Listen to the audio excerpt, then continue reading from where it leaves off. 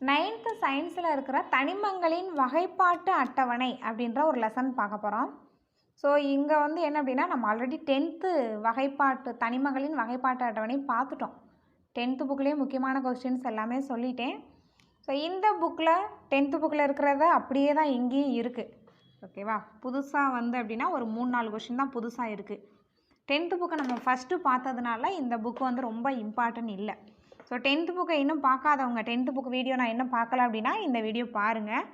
10th book video பார்த்தவங்க இதில் ஒரு 3-4 விதி மட்டும் எக்ஸ்ட்ரா சொல்கிறேன், அதை மட்டும் நோட் பண்ணிக்கோங்க. ஒரு 3-4 விதி வந்து இதில் எக்ஸ்ட்ரா இருக்குது, அது 10th புக்கில் இல்லை, அவ்வளோதான். 10th இந்த தனிமங்களின் அட்டவணை அப்படின்ற ஒரு லெசனுக்கும் 9th இருக்க அந்த லெசனுக்கும் ஒரு சின்ன வித்தியாசம் அப்படின்னா இந்த விதிகள் மட்டும்தான். இதில் வந்து விதிகள் இருக்குது. ஸோ ஓகே, மும்மை விதியை யார் வந்து முன் சொன்னது அப்படின்னா, எக்ஸ்பிளைன் பண்ணது அப்படின்னா டாபர்னியர் அப்படின்றவர் சொல்லியிருப்பார். மும்மை விதினா என்ன அப்படின்றது தேவையில்லை. ஓகேவா? இந்த அளவுக்கு நமக்கு கேட்க போகிறாங்க அப்படிலாம் கேட்க மாட்டாங்க. இந்த மும்மை விதி வந்து யார் எக்ஸ்பிளைன் பண்ணா அப்படின்னா டாபர்னியர் 18-17 எக்ஸ்பிளைன் பண்ணியிருப்பார். ஓகேவா? அணுநிறையின் அடிப்படையில் வகைப்படுத்தும் ஒரு கருத்தை தனிமங்கள் அவற்றின் அணுநிறையின் அடிப்படையில், மாஸ் நம்பர் மட்டும்தான், அணுநிறையின் அந்த நிறை மட்டும்தான், நிறையன்னு சொல்லுவோம், அதை அணுநிறையின் அடிப்படையில் வகைப்படுத்துவது, அதை மட்டும் எக்ஸ்பிளைன் வேண்டாம். அந்த விதி வந்து யார் அப்படின்றத பார்த்து வச்சுக்கோங்க. அடுத்தது வரிசையாக விதிகள் தான் இருக்குது. அடுத்து என்ன அப்படின்னா நியூசிலாந்து இல்லை, நியூலாந்து அப்படின்ற ஒரு விதி. நியூலாந்து அப்படின்றது நியூலாந்து வந்து அவர் என்ன சொல்லியிருப்பார் அப்படின்னா, அவரோட பேரில் அதை அப்படியே சொல்லிடுவாங்க. எண்ம விதியை எக்ஸ்பிளைன் பண்ணியிருப்பார். ஒரு 8 தனிமங்களின் அந்த சங்கீதம், அது தேவையில்லை, அதனால தான் இதுக்கு பேரே எண்ம விதின்னு சொல்லுவாங்க. இதை சொன்னவர் யார் அப்படின்னா நியூலாந்து, அவரோட நேம் வந்து நியூலாந்தின் எண்ம விதினே சொல்லிடுவாங்க. ஸோ எண்ம விதியை எக்ஸ்பிளைன் பண்ணது யார் அப்படின்னா நியூலாந்து அல்லது நியூசிலாந்துன்னு கூட ஷார்ட்கட் போட்டு ஞாபகம் வச்சுக்கோங்க. ஓகே, அடுத்தது நம்ம அதில் என்ன பார்க்க போகிறோம் அப்படின்னா ஒரு 4 விதிகள் இருக்குது. அடுத்தது மென்டலின் இவர் என்ன சொல்லியிருப்பார் அப்படின்னா தனிம வரிசை அட்டவணை, இப்போது இருக்கிற அந்த தனிம வரிசை அட்டவணையை அவர் சொல்லியிருப்பார். ஓகேவா? இவர் என்ன சொல்லியிருக்கார் அப்படின்னா தனிமங்களின் பண்புகள் அவை அணுநிறையின் அடிப்படையில் அடுக்கப்படும் போது ஒரு குறிப்பிட்ட இடைவெளிக்கு பிறகு மறுபடியும் வருவதை கண்டறிந்தார். ஒரு சின்ன ஒரு லிஸ்ட் அவுட் பண்ணுவார். கண்டினியூவாக வந்துக்கிட்டு இருக்கோம். கொஞ்சம் தூரம் போனதுக்கப்புறம் திரும்பவும் ஃபஸ்ட்லேருந்தே வரும், முதல்ல இருந்தே திரும்ப அது அப்படியே வந்து திரும்ப அதே ஃபாலோ பண்ணி வர்ற மாதிரி இருக்கும். ஓகேவா? ஒரு சின்ன கேப்புக்கு அப்புறம் திரும்பவும் அதே தான், திரும்ப ஃபஸ்ட்லேருந்தே ஆரம்பிக்கிற மாதிரி, திரும்ப முதல்ல இருந்தா அப்படின்றோம்ல, அதே மாதிரி தான் திரும்ப முதல்ல இருந்து அப்படி வந்துகிட்டே இருக்கும். அதை வந்து இவர் கண்டுபிடிச்சிருப்பார். தனிமங்களின் இயற்பியல் மற்றும் வேதியியல் பண்புகள் அவற்றின் அணுநிறைகளை பொறுத்து மாற்றம் அடைகிறது.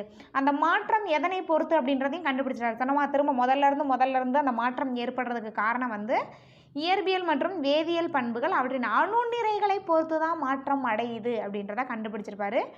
இதை தான் நம்ம என்ன சொல்லுவோம் அப்படின்னா மென்டலின் தனிம வரிசை அட்டவணை அப்படின்னு சொல்லுவோம். தனிம வரிசை அட்டவணை இவர் என்ன சொல்லியிருக்காருன்னா அணுநிறையை பொறுத்து தான் இந்த மாற்றமே ஏற்படுது. ஒரு சின்ன கேப்புக்கு அப்புறம் ஒரு மாற்றம் ஏற்படுது. அந்த மாற்றம் எப்படி ஏற்படுது அப்படின்னா அணுநிறையை பொறுத்து தான் மாற்றம் ஏற்படுது அப்படின்றத கண்டுபிடிச்சிருக்காரு. ஸோ ஓகே, அவ்வளோதான். 10th புக்கு பார்த்தவங்க இனி வந்து வீடியோவை ஸ்கிப் பண்ணிடுங்க, பார்க்க வேண்டாம். ஏன்னா 10th புக்கில் இருக்கிற அதே டேட்டா தான் இங்கேயும் சொல்ல போகிறேன். இந்த 4 விதி மட்டும்தான் புதுசு. அடுத்து ஒரு விதி இருக்கும், இந்த நவீன, அதையும் வந்து பார்த்துக்கோங்க. அடுத்து என்ன விதி அப்படின்னா நவீன கால தனிம வரிசை அட்டவணை. நவீன கால தனிம வரிசை அட்டவணை இதை யார் எக்ஸ்பிளைன் பண்ணியிருப்பா அப்படின்னா ஹென்றி மோஸ்லே நவீன கால தனிம வரிசை அட்டவணை. நவீன கால தனிம வரிசை அட்டவணை யார் அப்படின்னா ஹென்றி மோஸ்லே அப்படின்றவர் சொல்லியிருக்காரு. ஓகே, அவ்வளோதான். இது என்ன அப்படின்னு கொடுத்துருக்காங்க, ஒரு தனிமத்தின் அணு எண்ணானது அவற்றில் உள்ள புரோட்டான்களின் எண்ணிக்கையை மட்டும் குறிப்பதில்லை, எலக்ட்ரான்கள் எண்ணிக்கையும் தான் குறிக்கிறது. அதே மாதிரி இயற்பியல் மற்றும் வேதியியல் பண்புகள் புரோட்டான்களின் எண்ணிக்கையை சார்ந்தவை அல்ல, எலக்ட்ரான்களையும் சார்ந்தது அப்படின்றத இவர் சொல்லியிருப்பார். தனிமங்களின் இயற்பியல் மற்றும் வேதியியல் பண்புகள் அணு எண்களின் தனிம வரிசை செயல்பாடுகள் ஆகும், அவற்றின் அணு எண்களின் தனிம வரிசை செயல்பாடுகள் ஆகும் அப்படின்ற மாதிரி ஹென்றி மோஸ்லே வந்து சொல்லியிருக்காரு.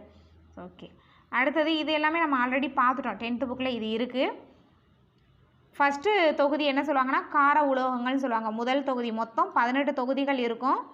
அந்த முதல் தொகுதி பார்த்திங்க அப்படின்னா கார உலோகங்கள், இரண்டாவது வந்து காரமண் உலோகங்கள், அடுத்தது 3 to 12 அது வரையும் இருக்கிறத இடைநிலை உலோகங்கள்னு சொல்லுவோம். 13 வந்து போரான் குடும்பம், 14 வந்து கார்பன் குடும்பம், 15 வந்து நைட்ரஜன் குடும்பம், 15 நைட்ரஜன், 16 ஆக்சிஜன் மற்றும் சால்கோஜன். ஓகேவா, ஆக்சிஜன் மற்றும் 16 ஆக்சிஜன் மற்றும் சால்கோஜன் குடும்பம். அடுத்து 17 ஹாலஜன் மற்றும் உப்பினிகள் அப்படின்னு சொல்லுவோம். 18 வந்து அரிய மந்த வாயுக்கள் லாஸ்ட்டாக இருக்கும்ல அதுதான். இதில் ஆல்ரெடி எக்ஸாமில் கேட்டது 17 கேட்டாங்க. ஹாலஜன் தொகுதி எத்தனாவது? 17. ஓகேவா, ஹாலஜன் தொகுதி கேட்டுட்டாங்க. இதுதான் கேட்பாங்க. இந்த லாஸ்ட்டில் இருக்கிற 4-5 தான். 13 வந்து boron, 14 carbon, 15 nitrogen, 16 oxygen, 17 halogen. Halogen வந்து ஆல்ரெடி கேட்ட கொஸ்டின், எக்ஸாமில் கேட்ட கொஸ்டின். ஓகே, அடுத்து நம்ம இதில் வந்து முக்கியமானது அப்படின்னா மந்த வாயுக்கள் பற்றி பார்க்கலாம். மந்த வாயுக்கள் பார்த்திங்கன்னா அது பேர் தான் மந்தமே தவிர பயங்கர ஸ்ட்ராங்காக இருக்கும். தன்னோட ஒரு இதை வந்து எலக்ட்ரான் வந்து இழக்கவே இழக்காது. ஏன்னா அதுவே ரொம்ப ஸ்ட்ராங்காக தான் இருக்கும். ஓகேவா, அதை பற்றி கொடுத்துருக்காங்க. இங்கே கொடுத்துருக்காங்க மந்த வாயுக்களின் நிலைப்பாடு. மந்த வாயுக்கள் என்னென்ன அப்படின்னா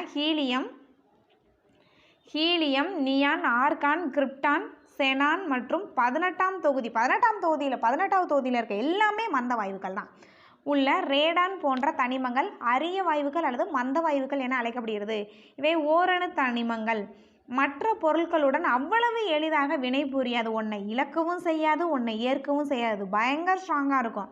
எனவே அதனால தான் இதை வந்து மந்த வாயுக்கள் எதோடையுமே வினை புரியாது.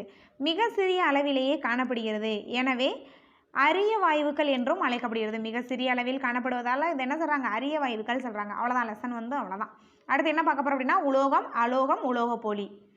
இந்த உலோகம், அலோகம், உலோகப்போலியிலேருந்து ஒரு கொஸ்டின் திரும்ப திரும்ப வந்துக்கிட்டே இருக்குது. கெமிஸ்ட்ரியை பொறுத்தளவு கொஸ்டின் வந்து எப்படியெல்லாம் கேட்பாங்கன்னா காரங்கள், அந்த உப்புக்கள், அந்த சைடு ஒரு கொஸ்டின். அடுத்தது வந்து இந்த உலோகம், அலோகம், இதில் ஒரு கொஸ்டின். அவ்வளோதான்.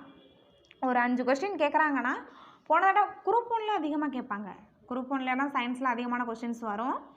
மற்ற குரூப் 4 அந்த மாதிரி தமிழ் 100 கொஸ்டின் இருக்கிறதுல பார்த்திங்க அப்படின்னா சயின்ஸ் கொஞ்சம் கம்மியாக தான் இருக்கும்.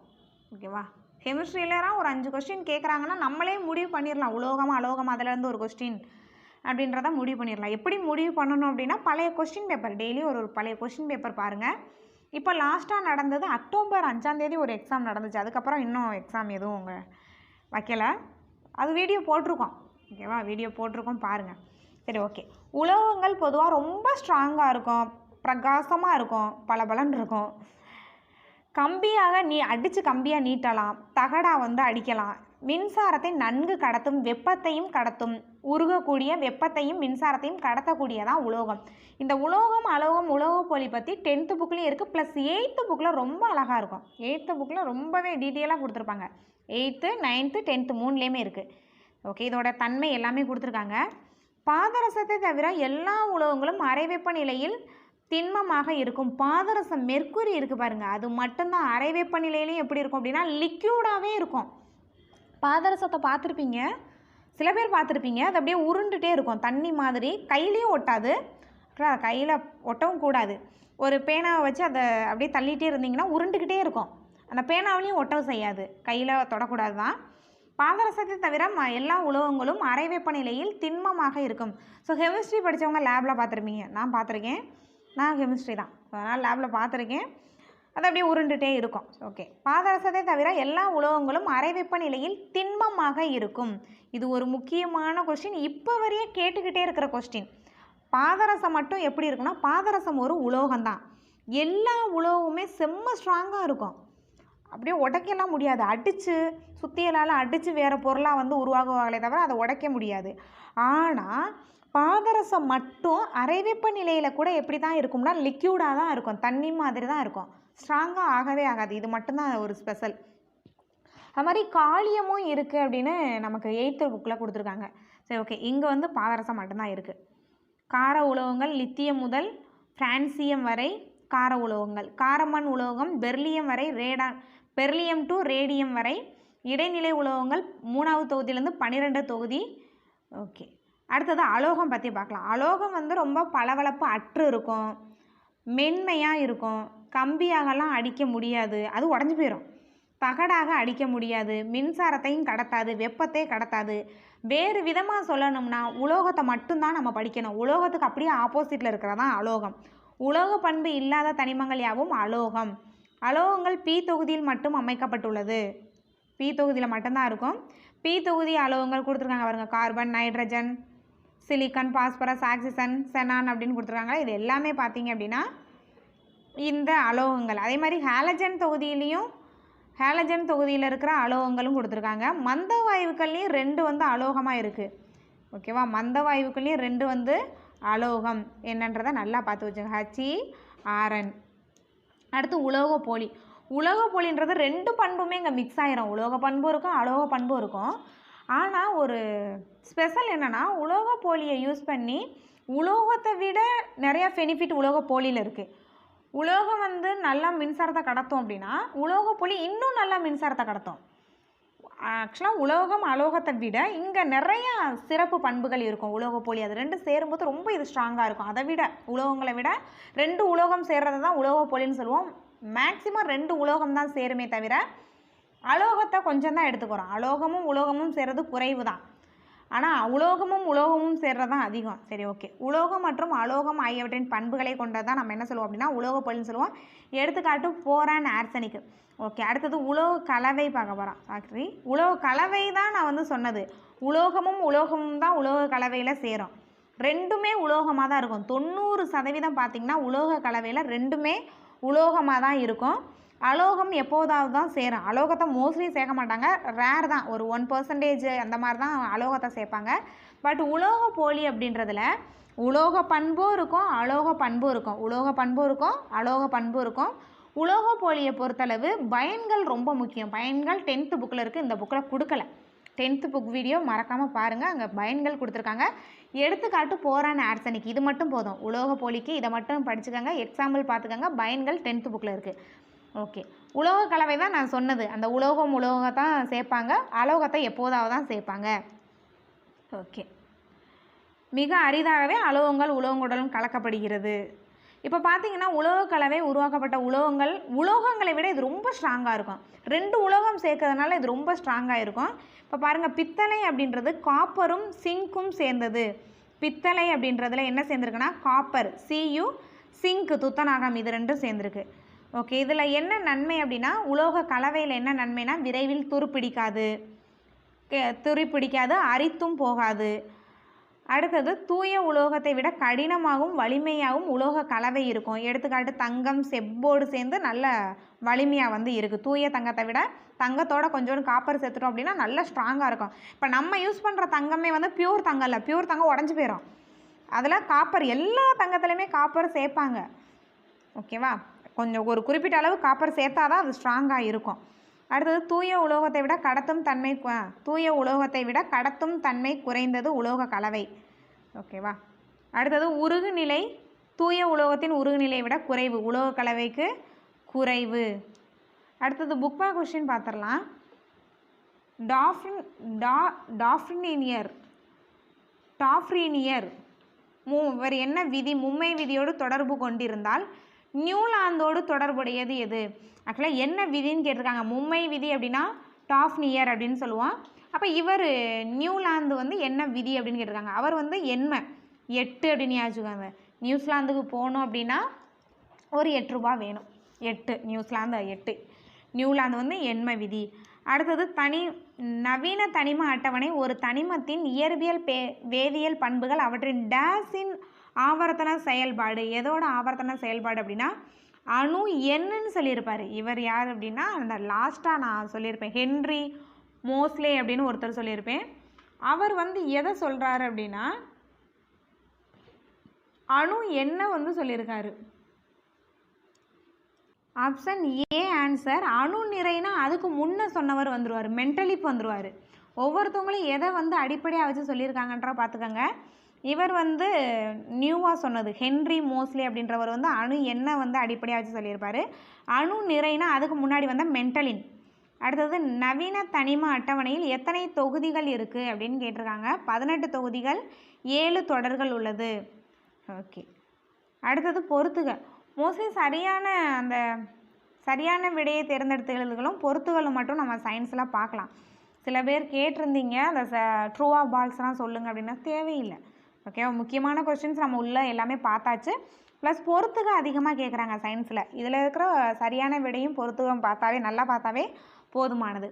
மும்மை விதி யார் சொன்னது அப்படின்னா டாஃபர்னியர். அடுத்தது கார உலோகம். இதில் எது வந்து கார உலோகம் அப்படின்னா சோடியம். உலோகத்தை கார உலோகம், காரமண் உலோகம், இடைநிலை உலோகம் தனித்தனியாக பிரிச்சுருவாங்க. வீடியோவில் சொல்லியிருப்பேன். அடுத்து எண்ம விதி வந்து இந்த நியூலாந்து. காரமண் உலோகம், காரமண் இது உலோகம் கால்சியம். அடுத்து நவீன ஆவர்த்தன விதி வந்து மோஸ்லே, ஹென்ரி மோஸ்லே. இவர் தான் அணு எண்ணெய் அடிப்படையாக வச்சு சொல்லியிருப்பார். ஸோ அவ்வளோதான்.